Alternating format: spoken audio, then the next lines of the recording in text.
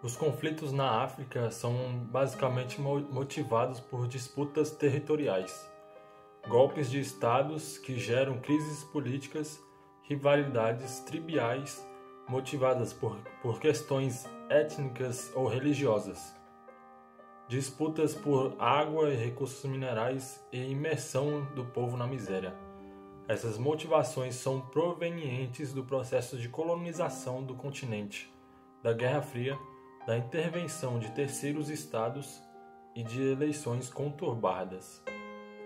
Os principais conflitos na África acontecem nos seguintes países: Sudão e Sudão do Sul, Nigéria, Ruanda, Mali, Burundi, República Democrática do Congo e Angola.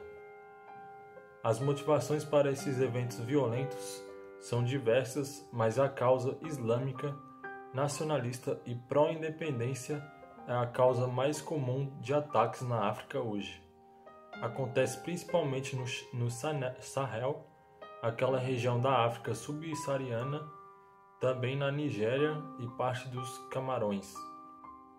As duas principais organizações são Boko Haram, operando principalmente na Nigéria e sua região, e Al-Shabaab, principalmente na Somália, mas também ativa no Quênia e no Sudão.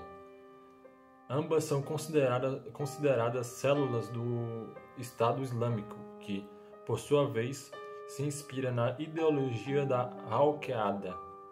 Seu modus operandi é bastante conhecido, principalmente por se tratar de ataques com carro-bomba ou tiroteios em grandes conglomerados urbanos.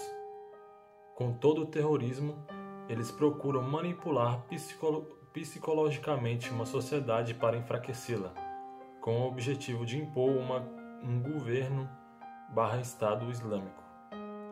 Em relação às motivações nacionalistas, são aquelas alegações feitas, na maioria dos casos, por países com um alto grau de homogeneidade cultural. Embora pareça paradoxal, sociedades com maior diversidade cultural e etnia tendem a ter uma existência pacífica. Em contraste, uma sociedade onde uma cultura e etnia predomina fortemente tende a ser menos tolerante, em muitos dos casos supremacista, para com as minorias. As motivações independentes, esta é uma das motivações menos comuns para conflitos no continente africano. Eles são semelhantes aos nacionalistas, mas, neste caso, um grupo tende a usar a violência para alcançar a independência. Na maior parte, as motivações pró-independência são observadas em estados que tiveram um passado conturbado. No caso da África colonial, grupos étnicos que sempre estiveram em conflito foram igualmente submetidos durante o predomínio das metrópoles europeias. Quando obtiveram sua independência, os problemas continuaram, na forma de um Estado independente, mas não foram resolvidas. Um exemplo claro disso é o Mali, onde os grupos étnicos Tuareg afirma não querer fazer parte da nação maliana. Sudão e Sudão do Sul. O Sudão tem uma história marcada por muitos conflitos e guerras civis. É um país abundante em petróleo e em recursos naturais, como o ouro. A Primeira Guerra Civil Sudanesa ocorreu entre os anos de 1955 e 1972. Esse conflito bélico travado entre o governo do Sudão e rebeldes do Sul, tinha por objetivo a separação da região sul do Sudão. Essa guerra civil dizimou cerca de 500 mil de pessoas. Cessou com um acordo conhecido como Tratado de Addis Abeba, que afirmou a independência e a autonomia da região sul do Sudão, criando então o Sudão do Sul. Esse acordo, contudo, foi rompido no ano de 1983 e a guerra reiniciou-se. Deu-se início, então, à Segunda Guerra Civil Sudanesa, conflito que durou de 1983 a 2005. Essa guerra foi um embate entre a parte do norte do Sudão e a parte sul. A motivação desse conflito foi uma questão religiosa. o governo da região norte, que era muçulmano, e tentou impor o código de leis do islamismo em todo o país. Contudo, boa parte da população da região sul do Sudão era cristã ou animista. Esse conflito bélico perdurou cerca de 20 anos e dizimou aproximadamente 2 milhões de pessoas. Em 2005, foi assinado um acordo de paz e, a partir disso, surgiu a região autônoma do Sudão do Sul. Essas guerras sudanesas tiveram como consequência um quadro de miséria, fome, doença e muitos refugiados. Atualmente, o Sudão do Sul vive um quadro dramático de fome e tem enfrentado problemas em relação ao número de refugiados que deslocaram para lá.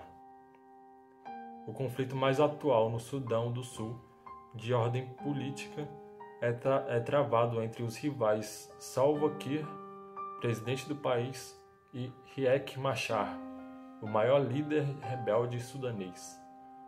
Essa guerra civil estendeu-se desde o ano de 2013 e é motivada por esse conflito político e étnico, que vitimou cerca de 10 mil pessoas e arruinou a economia do país.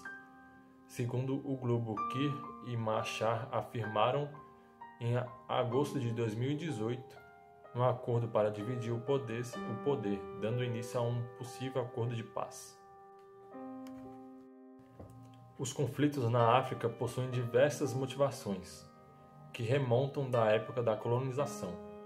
Os colonizadores, ao fragmentarem o continente, ignoraram diferenças étnicas, culturais e políticas dos territórios. Essas diversidades e fragilidades motivam conflitos em diversos países africanos, causando graves crises humanitárias, econômicas e políticas, e dizimando milhares de pessoas. O separatismo na África tem tudo a ver com os legados coloniais. Diversos movimentos separatistas estão de volta à realidade do continente africano, desde a Etiópia até Cabinda, em Angola, passando pelos Camarões. São inúmeros os movimentos separatistas que se propagam na África, todos eles resultado de complicados processos de descolonização. No enclave angolano de Cabinda, por exemplo, os interesses econômicos desempenham um papel muito forte, principalmente quando falamos em independência. Cabinda será certamente uma das mais ricas províncias de Angola, e isso tem tudo um custo aos olhos de quem governa. O Estado angolano não está preparado para abrir mão de acesso a recursos, bem como ao poder de controlar esse acesso e a distribuição dos lucros. Cabinda é um bom exemplo disso. A província pertence a Angola, mas é um enclave separado geograficamente do resto do país pelo estuário do Congo, que pertence à República Democrática do Congo. Cabinda foi um protetorado português desde o Tratado de Simulambuco, assinado em fevereiro de 1885. Uma situação historicamente mal resolvida que tem, principalmente depois da independência de Angola, criando problemas ao governo angolano. Na verdade, o enclave é responsável por 60% da produção petrolífera angolana. Os separatistas estão principalmente irritados com o fato de o governo central lucrar muito com isso. Desde os anos 2000, tem havido repetidos confrontos sangrentos e ataques dos separatistas, com respostas igualmente firmes do exército angolano. Diversos autores consideram que as raízes dos conflitos remontam à era colonial. O historiador nigeriano Toyin Falola acredita que o colonialismo está na raiz de todos os movimentos separatistas na África. As potências coloniais europeias dividiram o continente entre si na Conferência de Berlim e Congo, em 1895, no final da Primeira Guerra Mundial. E isso fez toda a diferença, defende.